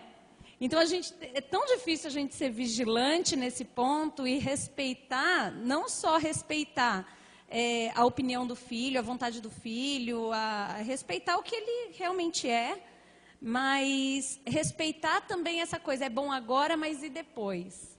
Né? Isso a gente tem que ser muito vigilante. E eu vejo pela minha mãe. A minha mãe, ela é extremamente sensata. Às vezes eu me acho muito fria, porque minha mãe, ela parece fria, mas ela é uma pessoa extremamente sensata. Então, às vezes eu fico... e a gente só entende a questão de mãe. E uma coisa da simbiose de mãe que estava falando, que eu estava me aguentando. É que eu não aguentei, tá, gente? Eu tinha que falar. Eu queria ficar quieta, mas eu tinha que falar. É que nem a questão da simbiose. O que o filho traz para a mãe? Eu acho que muitas coisas a gente só desenvolve depois que a gente é mãe. A questão da força, da segurança, porque agora você fala, nossa, agora não tem para onde correr. Agora estão correndo para mim. Então, são coisas que antes eu não tinha desenvolvido e que só a maternidade que me trouxe isso. Falei, nossa, agora eu tenho que ser forte. E eu acho que isso, sem um filho, eu não sei se alguém consegue desenvolver isso, sem um filho. Porque você fala, meu Deus, e agora? Agora eu que tenho que dar conta conta do recado. E isso é incrível, assim. Mas eu acho que essa coisa da mãe perfeita, eu acho que é uma mãe extremamente vigilante. Agora eu tenho que dar um pega, agora eu tenho que dar carinho. Agora está precisando de um puxão de orelha, agora está precisando de uma educação com carinho. E isso é... Se eu entendi, seria uma mãe que conseguisse perceber a necessidade do filho e fosse focada naquela necessidade. Porém, muitas vezes, do que a gente percebe, a gente não consegue ver a necessidade dele, a gente vê a nossa, projetada nele. Então, né, há um paralelo e há a projeção. De novo, eu não consigo ver ele. Eu estou fazendo por mim, porque inconscientemente sou eu ali. Não é? Então, é difícil até identificar qual é a exata necessidade que aquele ser precisa. O que ele precisa e se eu dou conta de dar aquilo. Que muitas vezes eu não construí. Eu vou ter que construir junto. Né? Então, acho que é por aí. Não tem exatamente uma receita. Né? A gente costuma dizer que criança, educação, não vem uma bula quando você compra ou faz, né? E que vem uma bula dizendo, é assim que você vai fazer e é assim para todos. Não existe uma receita. Né? Por quê? Por que não existe uma receita? Porque existe a sua constituição, a constituição do marido, a constituição do ambiente familiar, que constituiu aquele ser. E mesmo que tenha tido um filho, tenha tido 3 filhos, não tenha tido nenhum filho, a memória do que vivenciamos está dentro de cada um de nós. Aonde é que a gente se levar? Para onde é que a gente for, está ali dentro. Está mapeado, porque está no cérebro, está ali no inconsciente, está ali na genética, no DNA, garantido. Né? Eu queria entender um pouco melhor por que essas crenças foram colocadas dessa forma, porque eu não consigo enxergar uma relação de simbiose entre, é claro, a relação de causa e efeito, mas para mim é uma causa e efeito negativa. Então eu queria entender um pouco melhor por que está colocado dessa forma, o que eu não estou percebendo aí nesse meio. O que eu consigo falar para você... Desculpa, qual que é o seu nome mesmo? Everton. O que eu consigo dizer para você é que a relação que nós vimos aqui é que essas mães têm essas características. E os filhos têm essa. O que são as características desses filhos aqui? São características pertinentes ao período infantil. Características de crianças. Porém, esses filhos aqui estão adultos. Estão se manifestando hoje dessa forma. Com algumas características dessas. Então, isso demonstra para a gente que houve uma simbiose e essa simbiose não foi desfeita. É nesse sentido, de estar vinculado a essa mãe, mesmo que tenha saído da casa da mãe, mesmo que a mãe tenha morrido, mesmo que não converse com a mãe por muito tempo, essa simbiose é intrínseca, da dentro do ser, da constituição dele, desse vínculo existente dela com ele. Ou dela com ela, né, com a filha, digamos assim. Então, é nesse processo que a gente vê que esse aqui, essas duas tabelas, né, colunas, ela é um processo simbiótico, onde a simbiose não foi desfeita, não foi trabalhada, não conseguiu ser 2, são 1 ainda. Mas onde está o aspecto positivo da simbiose? Assim? Porque vocês colocaram uma definição anterior de simbiose como algo... benéfico, os dois seres estão se manifestando. E eu só entendo dessas características coisas negativas. Então, assim, para mim está claro que existe uma relação, que existe um vínculo. Mas é um vínculo de causa e efeito um pouco negativo. Para mim, assim, eu estou entendendo isso. E se é uma relação simbiótica da forma que vocês colocaram, no meu entendimento, qual que é a causa e efeito positiva? Tá, eu vou tentar explicar, mas se eu não entender, você fala, porque aí a gente continua e a Cláudia ajuda também. A melhor coisa é isso, a Cláudia está aqui. Né? Sentiu o apoio. O que eu entendo? Eu vou falar da minha percepção. A relação simbiótica, ela é essencial. Sem relação simbiótica, não nasce. Então, é necessária, é essencial. Só que ela é essencial num período. Um período em que a necessidade que o filho tem é básica. Se ele não tiver a mãe que gerou e a mãe que cuida dele pequenininho, ou outra figura materna nesse lugar, ele morre. O ser humano vai morrer. Na verdade, o ser humano não vai nem se desenvolver, mas o filhotinho morre se não tiver alguém que dê a comidinha, que limpe o cocô e tudo mais. Então, tem a simbiose nesse período necessária. O que deve acontecer é uma educação para que isso vá se desvinculando. E aí, este ser possa ser educado para ser autônomo, para não ocupar o lugar do parceiro da mãe. Então, aqui, o que a gente traz o enfoque é de características supostamente negativas, mas que a gente acha que são normais para seres ainda inconscientes, e que, se a gente identificar, a gente consegue perceber se isso aconteceu na nossa educação, se isso está nos movendo até hoje com algumas daquelas características. Agora, o que uma educação buscada ou baseada no autoconhecimento de alguém que perceba em si pode proporcionar? Que essa simbiose da infância vai acontecer, porque se não acontecer não vai nascer e nem vai sobreviver um período. Mas que com determinado tempo, o próximo slide que a gente vai mostrar, o pai entra, é a próxima etapa. O pai entrando, esse vínculo começa a ser cortado. E esse ser vai formar relações com outros. Isso vai fazer com que o vínculo com a mãe vá se desfazendo para que ele se torne autônomo. E isso não se torne predominante na vida dele. Então, a grande questão não é que a simbiose não pode existir. Ela é necessária, mas que ela precisa ir se desvinculando com o tempo. E na maioria esmagadora dos casos, na nossa percepção, isso não acontece. O vínculo continua. Por quê? Porque as pessoas fazem por mal, as mães, os pais? Não, porque eles foram educados assim. E esse é o limite que eles sabem. Então, a mãe que é chantagista, que fala para ele que se ele sair para dormir na casa do amiguinho, ela vai passar mal e ela pode morrer aquela noite, ela não faz isso porque ela quer fazer mal para o filho. Ela faz isso porque ela acha que ela pode ficar muito triste sem ele. E aí esse ser cresce, fica adulto, mas ele, aonde estiver, morando lá no Japão, ele pensa, gente, será que a minha mãe está bem hoje? Ele não desvincula.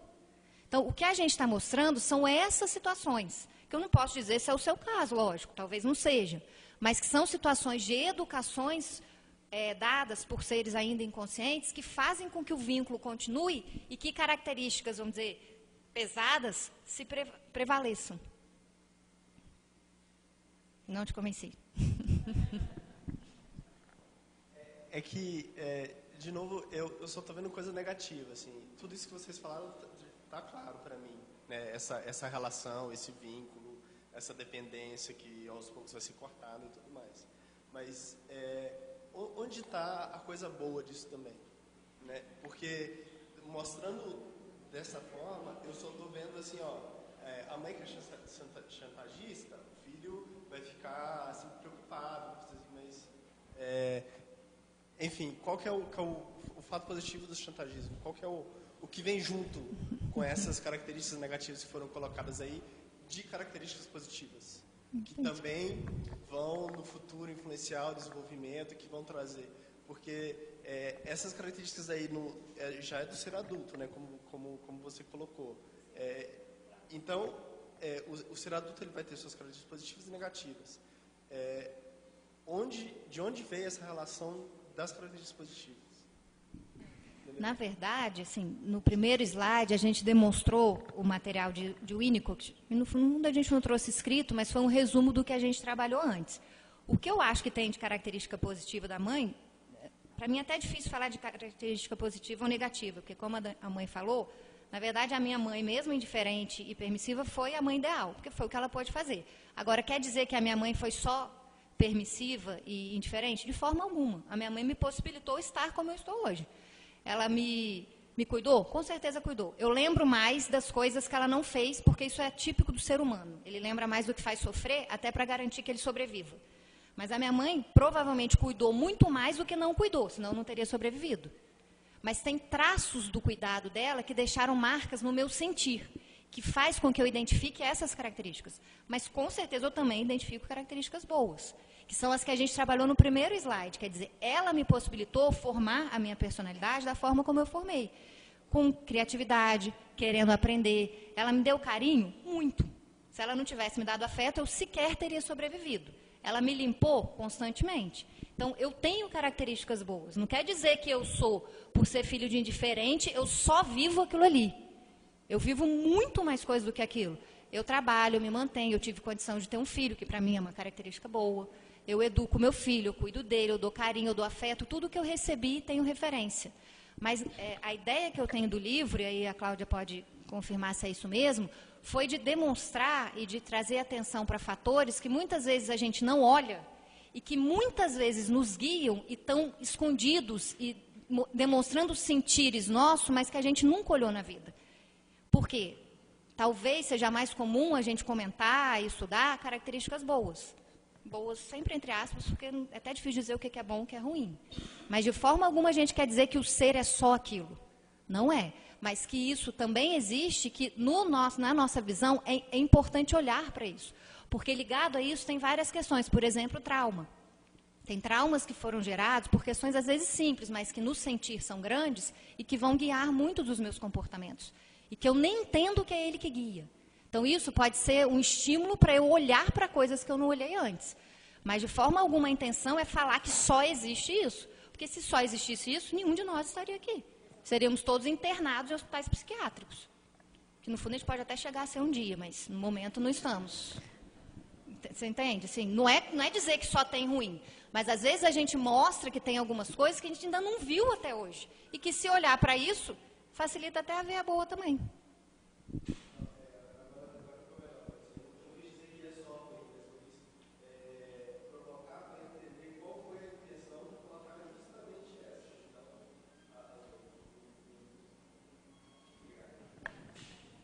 O Otto quer falar ainda? Não? Então a gente vai dar continuidade aqui. Hã? Ah, tá.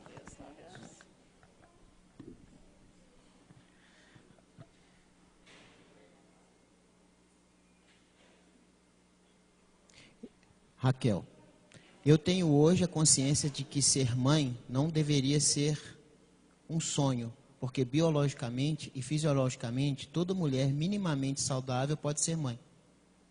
Sonhar com algo natural denota que as coisas naturais já são difíceis de alcançar. Imagina algo que realmente exige um esforço consciente de busca de sonhos. Por exemplo, um projeto profissional, uma conquista social. Ter filho é natural. Não deveria ser difícil. Difícil é ser um Nobel em Química, porque as questões mais naturais da sobrevivência se tornaram sonhos hoje. Ela fez uma questão, né? Por que será que as questões mais naturais da sobrevivência se tornaram sonhos hoje? O que eu percebo do que a Raquel colocou aí, rapidamente, é que a gente foi requentando, né, as necessidades. E aí os sentidos que a gente tinha para a vida, alguns sentidos foram perdendo, não foram tendo tanto sentido assim. E aí a gente foi dando aquele requinte, né? Melhorando aquilo, dando um outro formato para a mesma coisa, achando que é uma coisa nova. E aí isso foi perdendo sentido. Então, aquilo que seria o natural passou a ser o extraordinário, né? O que é o eventual, né? Eu acredito que é isso. Então, aqui, né? Vínculo mãe e filho, desenvolvimento. O psiquismo materno funda, então, o psiquismo do bebê, como a gente já colocou. A mãe participa como fundante do eu. É a mãe, com o seu inconsciente, com a sua riqueza, suas fantasias, juntamente com o seu consciente, com o seu corpo e sua história, que se constituirá na matriz do processo de construção identificatória do futuro sujeito. Ou seja, tudo que a mãe tem passa para ele. Tudo. Isso a gente está falando da mãe por enquanto. Quer passar? E agora vem, então, o grande algoz, né? Segundo alguns aí, mas não nem tanto, né? Que é a intervenção, que eu vou levantar um pouco aqui, que é a atuação desse pai, então. Então, até aqui, quando o bebê nasce, antes até do bebê nascer, no período gestacional, há essa relação aqui, que chamamos de relação de corredor. É mãe e filho, mãe e filho, mãe e filho. Não existe nada além. O universo é esse, mãe e filho. Passando esse período que a Maritza no início demonstrou, de 0 a 3 anos, de 3 a 7, de 7 a 10, 11, nesse período de 3, né, em diante, entraria aqui de 2 para 3 anos, na verdade, entraria, ou deveria entrar na educação, num processo natural, a figura do pai. Porque até então a mãe tem que preencher mesmo, a mãe tem que dar aquela demanda, tem que cuidar totalmente, senão a criança morre, como a Maritza falou, a mãe ou a figura feminina, tem que cuidar. Aqui a gente está chamando de pai, mas também é interessante dizer que não é o pai propriamente dito, o pai biológico, é uma figura masculina que faça essa entrada aqui. Então saia, né, faça essa transição de uma relação de corredor para uma relação triangular, onde tem mãe, pai e filho. Por quê? Porque o pai entra aqui para trazer para esse filho a noção, a informação de que antes do filho existir, a mamãe era mulher, O papai era homem e eram esposos, casaram, tem um relacionamento antes desse filho existir. Aliás, ele só nasceu por conta desses dois. Então, essas duas figuras não podem se tornar esquecidas ou não vistas. Então, muitas vezes aqui, dessa relação aqui, lá na frente o filho vai descobrir que a mãe e o pai fazem sexo. Porque até então, acho que não, mãe e pai não faz sexo. Quem faz sexo é mulher e homem, não daqui da minha casa, lá do vizinho, lá do outro lugar, porque minha mãe e meu pai não faz. Imagina, como? Né? Então a gente descobre, depois de um período aí da vida, talvez traumático, no meu caso foi, traumático, descobri que minha mãe e meu pai faziam sexo. E que eu tinha nascido daquilo ali, né? Daquela relação ali, eu e mais outras duas irmãs. Então o pai entra aqui nesse filho para falar para esse filho aqui como posicionamento de que, opa, peraí, antes de você vir, a mamãe era mulher, papai era um homem e nós dois casados. Depois tivemos um relacionamento e você nasceu. Então, pai aqui. Outra relação que também surge aqui, para esse filho, de informação, é que ele tem que garantir uma autonomia. Até aqui, mamãe foi toda para ele, fez tudo para ele, gerou, cuidou, o papai também está para isso. Mas aqui tem papéis definidos. Há uma definição do que seja essa figura masculina, há uma definição do que seja essa figura feminina. É claro que as características do pai e as características da mãe, a mãe pode ter muitas características mais masculinas do que femininas. E o pai ter toda a doçura, todo o cuidado, o envolvimento que a mãe não consegue dar. Isso é natural, isso pode acontecer nas relações, mas que o filho, aquela criança, tenha em mente que existem essas duas figuras. Porque é a base desse relacionamento triangular que vai proporcionar isso aqui, que é o relacionamento social, onde ele vai sair. Então, esse relação de corredor para triangular, para circulares, que é isso aqui que a gente está vivendo agora, é a vida em sociedade. E a gente só consegue se relacionar depois se tiver essa figura aqui, essa postura, né, de mãe e pai, ou a figura de um paterno, né, de uma figura paterna demonstrada para mim. Senão a gente vai viver aqui, buscando aquela relação lá o tempo inteiro, de corredor. Eu e ela, ou alguém que esteja no lugar dela para me manter. Vou buscar sempre um colo de mãe. Sempre aqui, nessa relação. Nas projeções. Está gostando, né, Fernanda? Gostou. E aí, então é nessa relação. Então, a importância da figura paterna ou de um pai que represente, que demarque um ambiente. Não existe só a mamãe já existe para ele e já é tudo para ele, mas existe um pai também. Pode falar.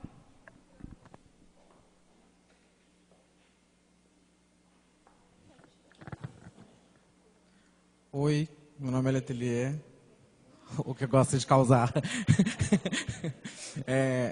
Essa relação triangular hoje, nos tempos, no milênio, né, 2000 hoje, falando da atual sociedade, ela não gera seres... Eu sei que isso daí é uma relação que vem desde antigamente, mas a gente não está mandando para as relações circulares, talvez pessoas que pensem limitadamente na relação figura feminina, masculina. É igual você falou, vão ter trejeitos, mas a definição, igual você falou, que é necessário, né, ter uma figura masculina. Eu entendo hoje que essa relação triangular, ela está jogando pessoas para as relações circulares limitadas. Eu queria saber qual que é a visão de vocês hoje em relação a essa tipificação moderna hoje em dia e como ela acontece dentro da sociedade. Porque, na minha visão, essa relação triangular, ela limita as pessoas e o desenvolvimento dessas pessoas desde cedo.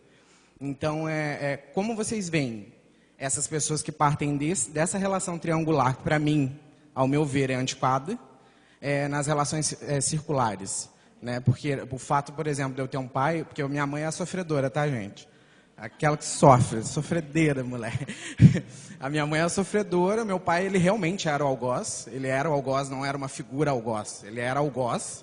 Então eu não tive uma figura paterna, né? E nem por causa disso a minha orientação sexual deixou de ser mais ou menos, meu caráter diminuir mais ou menos. Eu fui para as relações circulares preparado para isso. Mas a minha mãe já tinha um pensamento mais moderno, mais para frente. Tanto que hoje ela é meu suporte.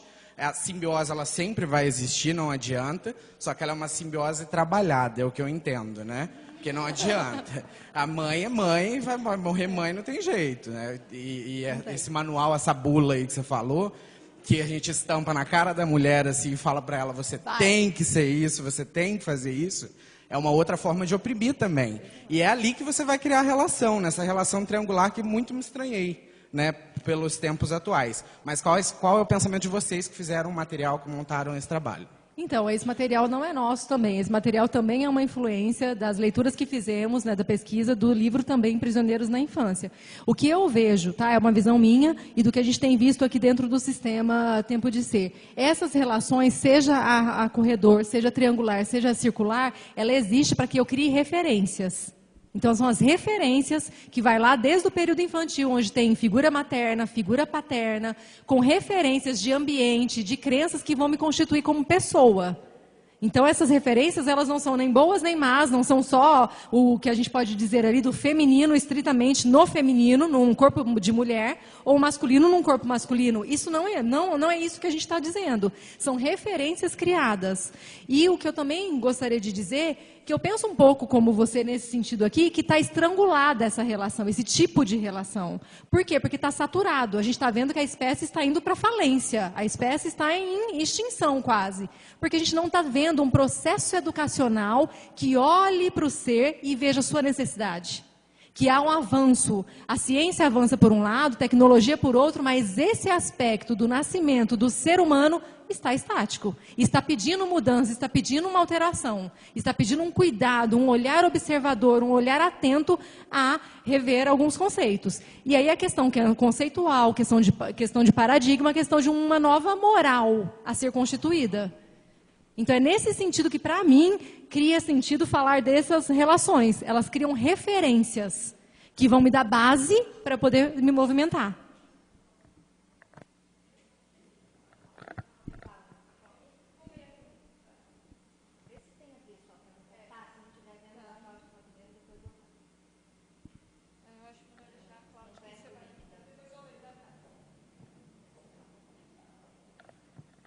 Na verdade, eu não entendi o seu nome, que é diferente.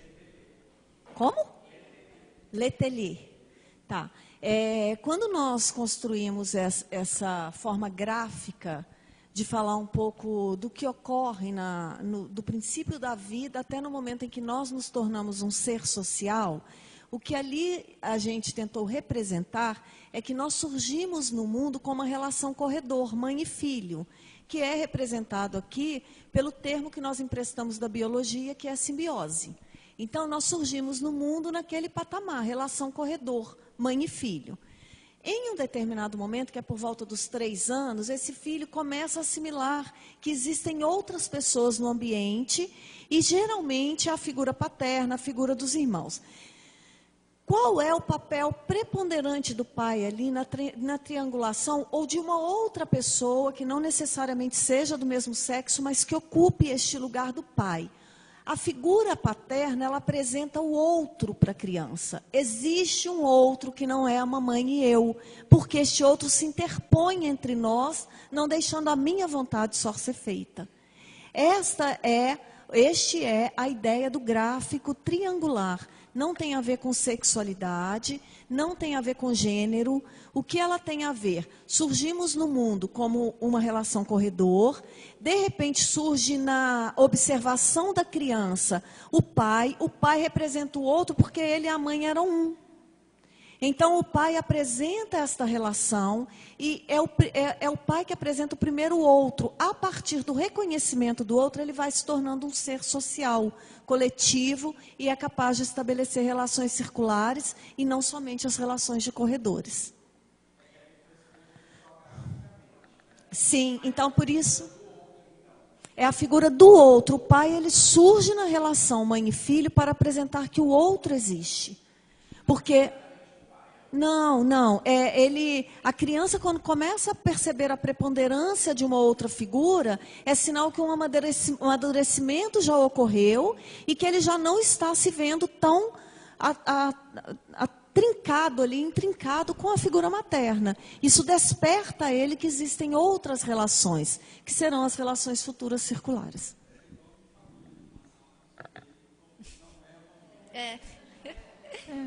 É assim, eu acho que coloco o pai porque naturalmente é o pai, mas nem sempre, né? Aí se exemplifica com o pai. É o que está mais próximo. Quem está mais próximo é o pai. Não, sim. Deixa eu só...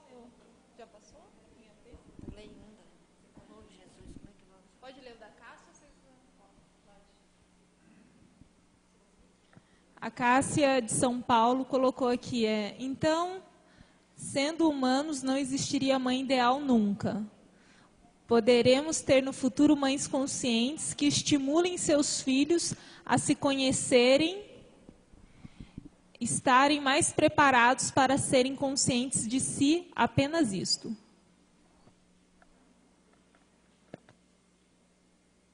Acho que foi o que a gente tentou falar, né? Ela só fez um comentário. A gente está tentando voltar aí, mas... Só um minutinho, gente. Elton, dá um apoio ali. Porque está mudando lá, mas não está mudando aqui.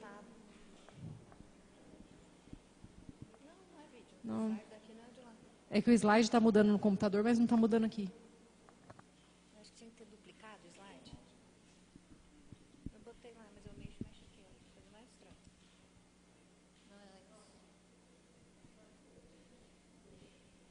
A gente queria combinar com vocês, da gente ler os próximos dois, que aí nós vamos passar para a parte da Cláudia, para dar tempo de ver o material que ela apresentou e ter a discussão no final. Tá bom? Então, são 2 slides para acabar a nossa parte, e aí vai entrar no material da Cláudia.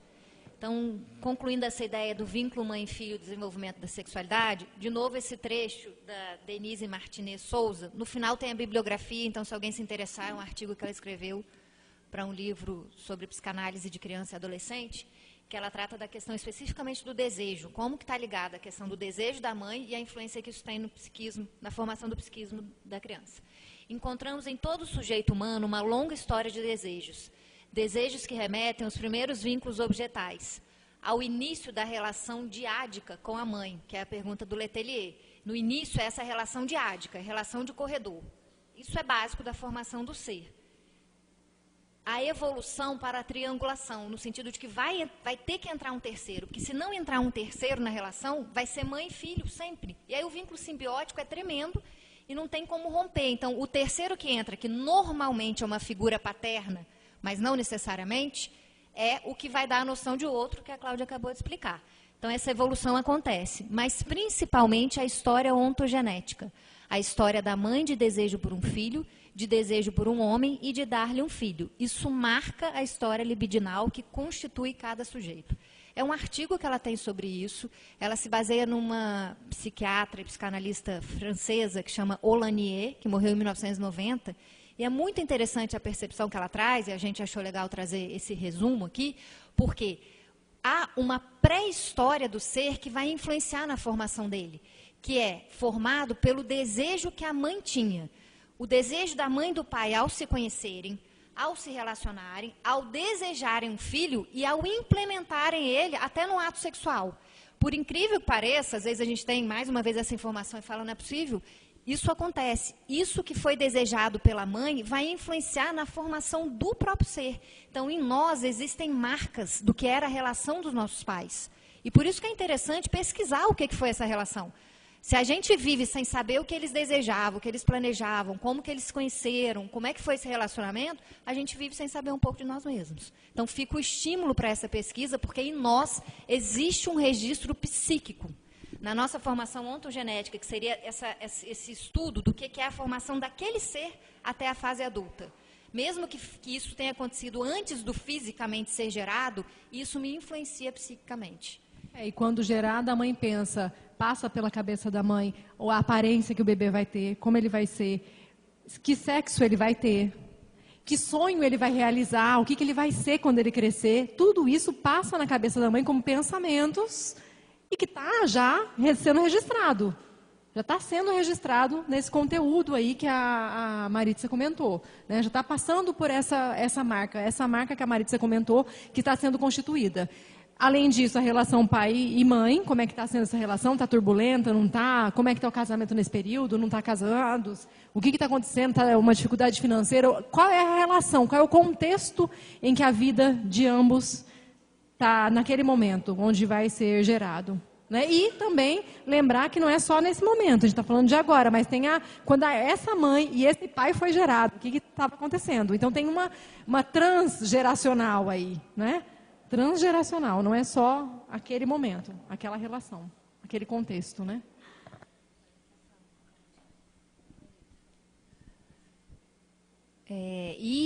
Finalizando essa parte que nós elaboramos, tem esse estímulo de um artigo que nós achamos na internet muito interessante, porque seria instigando a olharmos para a nossa relação hoje e buscarmos fazer uma correlação com a relação dos nossos pais. Exatamente ligado ao que foi tratado no artigo anterior, da Denise, que nós transcrevemos. Então, o que fica de pergunta que a gente selecionou desse artigo, que está nesse link aqui, que está disponibilizado no portal, é: como você conheceu e conquistou o seu parceiro? Como são suas brigas e crises? Tudo voltado para o seu relacionamento atual. Ou algum outro que você queira observar. Qual é a qualidade do relacionamento sexual? Como vocês lidam com dinheiro? Então, são grandes questões das relações. Como você se relaciona, a parte sexual, a parte financeira, para a pessoa olhar para o relacionamento dela hoje e ver como se dá. E aí, fazendo um link com o Winnicott, lá no primeiro slide, que a gente colocou lá a figura do quadro do Clint, e trouxe a informação de que as bases da personalidade são lançadas nos tratos iniciais da formação com a mãe, e de toda essa carga que a mãe traz, como a gente acabou de explicar, de tudo que ela vive no relacionamento dela, de todos os desejos que ela tem.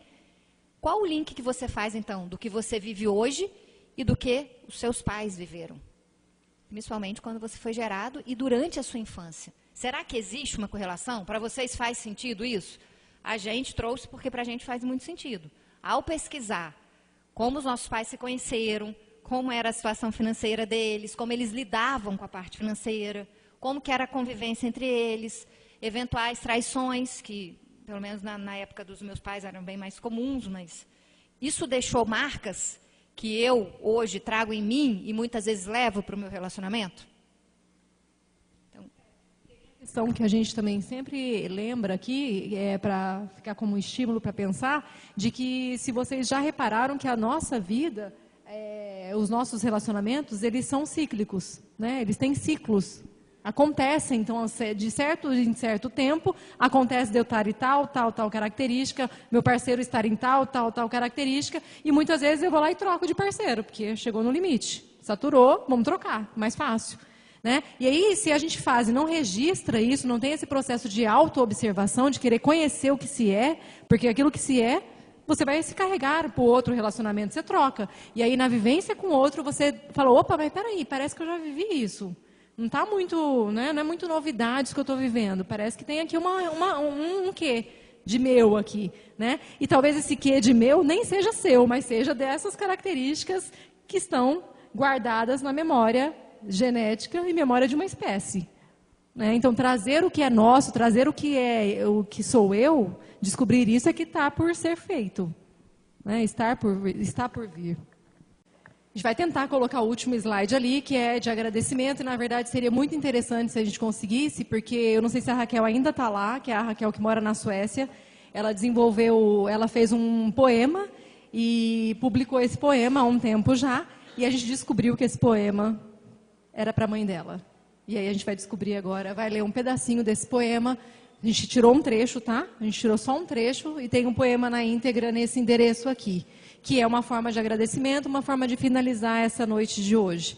Então, agradecendo a Raquel, se ela ainda estiver presente, que ela está presente aqui com a gente de alguma forma, né? Não só virtualmente. E eu vou ler para vocês, então. Chama As Vestes da Minha Mãe, por Raquel Trabasso. Ainda que eu pudesse mover montanhas, ainda que eu pudesse voar sobre os vales, nunca seria igual ao seu carinho, ao seu beijo, ao seu abraço. Se vivesse todas as paixões, se fizesse as maiores loucuras, se subisse ao espaço sideral e pudesse pisar na lua, nunca me sentiria tão feliz quando estive e como quando estive em seu colo, ou debruçada em seus ombros, ou simplesmente quando deitada no seu peito para ouvir o seu coração bater. Esse corpo me gerou, esse corpo foi instrumento de construção do meu ser. Então, a Raquel e a todos vocês que estão aqui, que vieram das suas mães, como nós, os nossos agradecimentos eternos às nossas mães, né? Que, de certa forma, é a melhor que nós tivemos, porque nos trouxeram até aqui. Obrigada de coração pela oportunidade de hoje. Tenham um ótimo final de ano, né? Que tragam em vocês mesmos esse despertar dessa sensibilidade, do que é esse empoderamento dessa mãe dentro da gente. E é uma oportunidade, eu agradeço demais. Obrigada. Também agradeço, gente, é bem tocante falar desse tema, né? Acho que marca falar de mãe. Né, Fernanda? E o poema é muito sensível, né? Porque ela descreve bem, eu entendo que a Cláudia falou, o que é essa busca pela origem. Que, no fundo, o que a gente ainda consegue acessar um pouco é que essa busca pela mãe, no fundo, é a busca pela nossa origem, porque a gente se reconhece como esse corpo. E quem gerou isso e cuidou da gente, possibilitando os cuidados para chegarmos até aqui, foi ela. Mas que, no fundo, essa busca por ela, na verdade, retrata uma busca por nós mesmos. Essa, no fundo, é a busca real, só que a gente não consegue ainda descrever ou identificar. Então, o estímulo é que valorizemos, sim, porque elas possibilitaram estarmos aqui, é um eterno agradecimento, e que isso não nos baste, que nos sirva como estímulos para que nós mesmos nos bastemos. Isso que é o objetivo. Então, a gente agradece, é sempre uma honra estar aqui. Obrigada, gente. Boa noite.